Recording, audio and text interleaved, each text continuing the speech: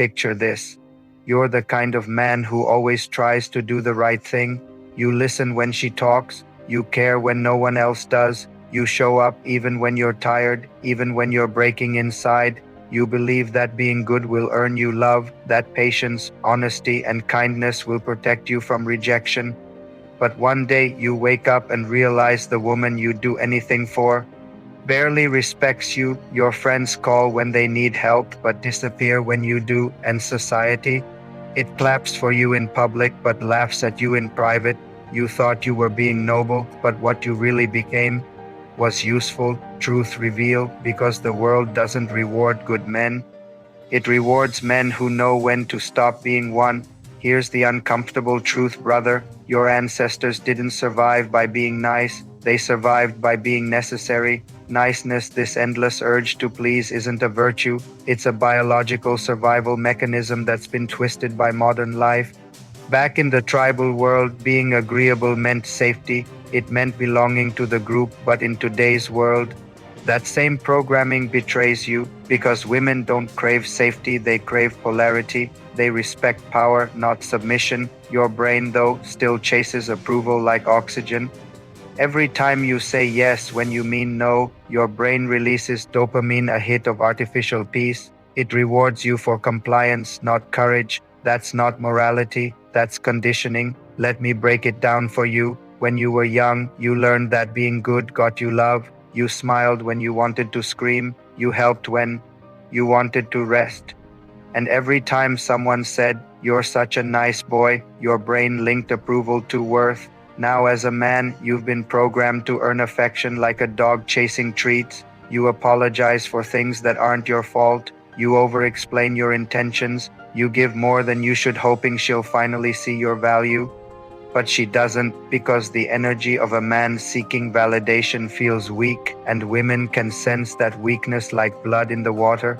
This isn't your fault, it's your emotional mechanism at work. Your brain confuses peace with approval, and that's why so many good men end up invisible. You know the signs. You text first, always.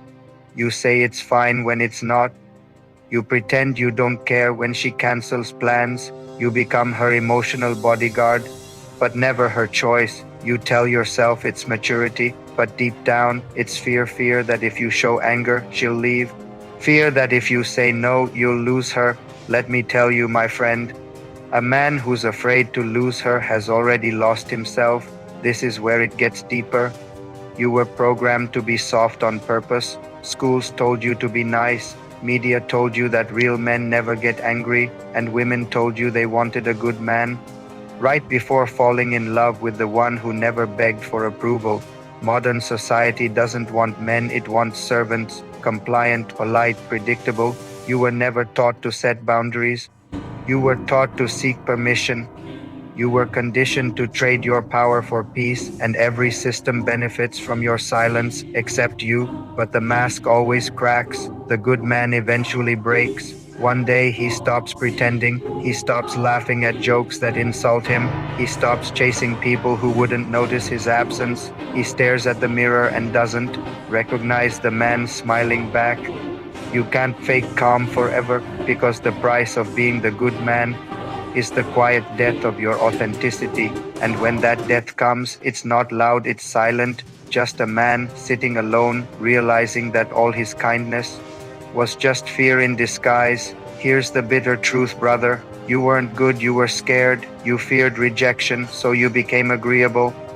You feared conflict, so you became gentle. You feared being alone, so you became useful. But the truth is, being loved for your goodness means nothing if you're not respected for your strength. Every woman respects the man who could destroy her peace, but chooses not to. That's the difference between goodness and power. So what now? How do you escape this trap? You stop apologizing for existing. You rebuild your boundaries like walls around a temple. You say no without guilt. You help without expecting applause. Real goodness isn't submission, it's discipline. It's having the power to destroy, but choosing to build. You don't need to stop being good. You just need to stop being safe, because the world doesn't remember men who were nice. It remembers the ones who were necessary.